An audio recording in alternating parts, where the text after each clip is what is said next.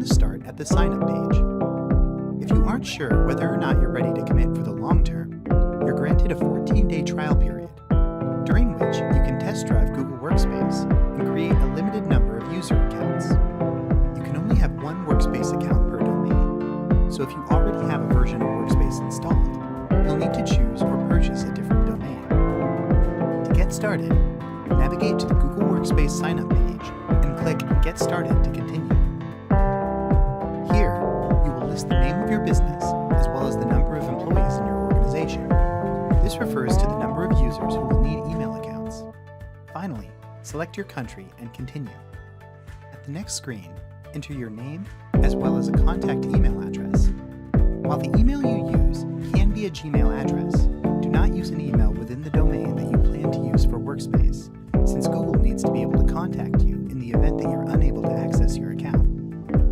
Next, you'll be asked to specify your business domain name. If you do not have one, you may purchase one through Google. While not necessary, purchasing through Google makes it easier to later verify your domain and set up an email.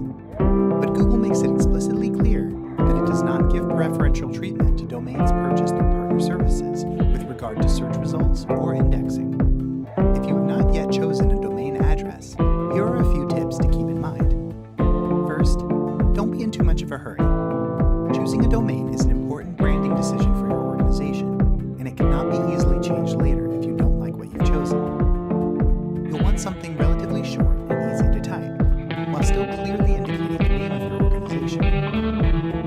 You'll want your domain to be unique and memorable, but avoid numbers and hyphens if possible, as those lead to confusion when you need to share your domain address. Use an appropriate extension, and only deviate from .com when appropriate or if you absolutely must.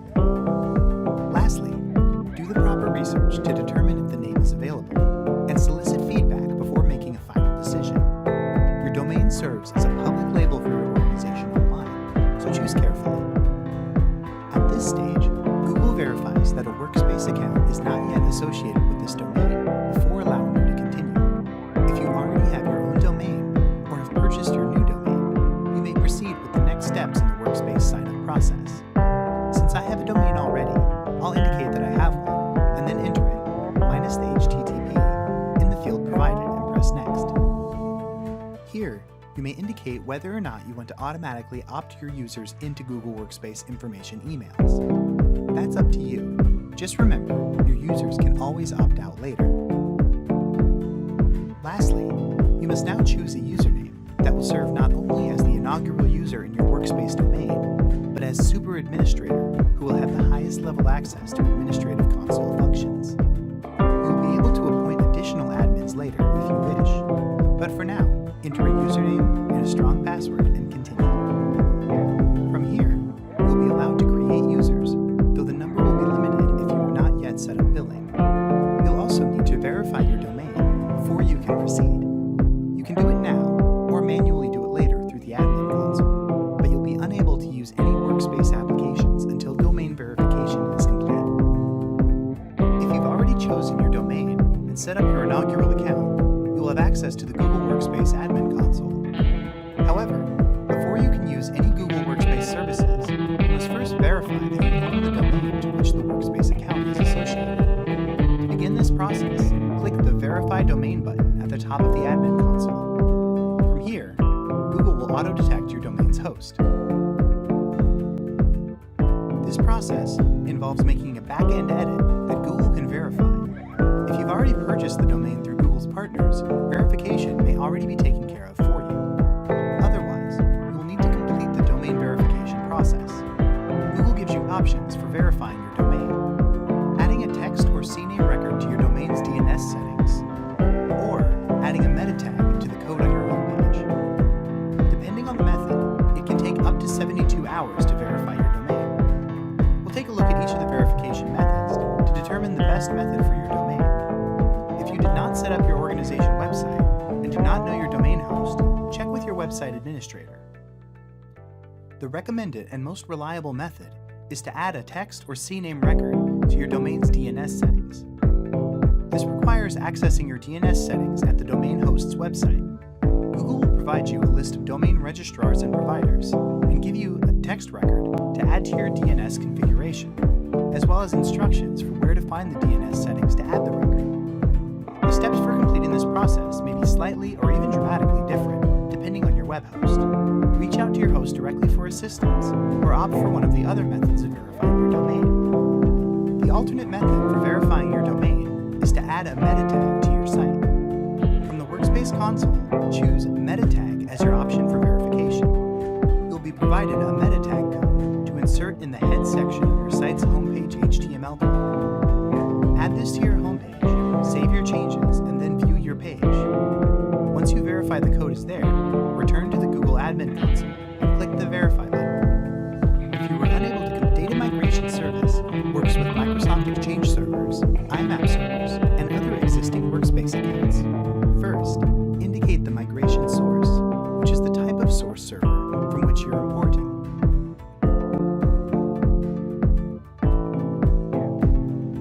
If you're migrating data from an existing Google account, you may import email, calendar, and contacts all together. Microsoft or other IMAP servers can only import one of these at a time. Additionally, you'll need to specify the connection protocol as well as the role account of your source's server that will receive the migration reports. If you're unsure whether your current email will import with Google's data migration service, contact Google Support or your local system administrator. Users in your domain also have the option to migrate their calendar and contacts manually. They'll need to be logged into their accounts to access these features. Within most calendaring programs, users can export in CSV or Apple iCal formats. They'll need to import this file through Google Calendar. While they appear on the calendar, recurring events will likely be copied as individual events rather than a recurring single event. Once users import their events, they should double-check the import. A similar process can be used for migrating contact lists. Again, users will need to export their current contacts list as a CSV. To import, open Google Contacts and select Import. Whether you use the migration tool or manual migration, calendar import is not a perfect process, and you should expect there will be some cleanup to do. As mentioned earlier, recurring events may be broken. Event title and description formats may look different, and some special formatting features of your old calendar program may not transfer entirely. If possible, having your old calendar and contacts list available for future reference can be useful in the event that you run into an event that did not import correctly. If you're unable to do so, be sure to at least save the export files which contain all the data saved in your original location. It certainly never hurts to have a backup. Introducing Google Workspace for your organization involves more than simply activating new software. You're introducing new tools and processes, and you want to keep your users supported and informed. It may be helpful to review Google's free enterprise deployment resources, found at support.google.com. The guide includes technical deployment documentation, logo and product icon guidelines, and tools for your company's help desk. Also included is a guide for running a 5-step pilot, introducing Google Workspace to first a small number of users before the rest of the domain switches over. This is particularly recommended for large organizations providing a smaller scale trial and pinpointing any issues or challenges that may crop up in a larger migration. Users are able to maintain their current mail service during a pilot test. Now, let's take a look at the Workspace deployment process, as well as some tips and resources that may help you during your launch. Google advises releasing Workspace in 3 phases, allowing you to test in small, specialized user groups before releasing to the larger community. First, the core IT support team, who had received training and information for supporting the rest of the staff. The next group would be a specifically selected group of early adopters.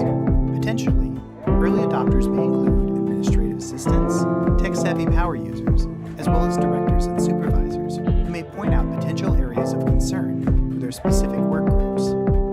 Finally, Workspace should be deployed to the entire organization. Depending on the number of users in your domain and your organization's complexity, this process may involve more or less phases.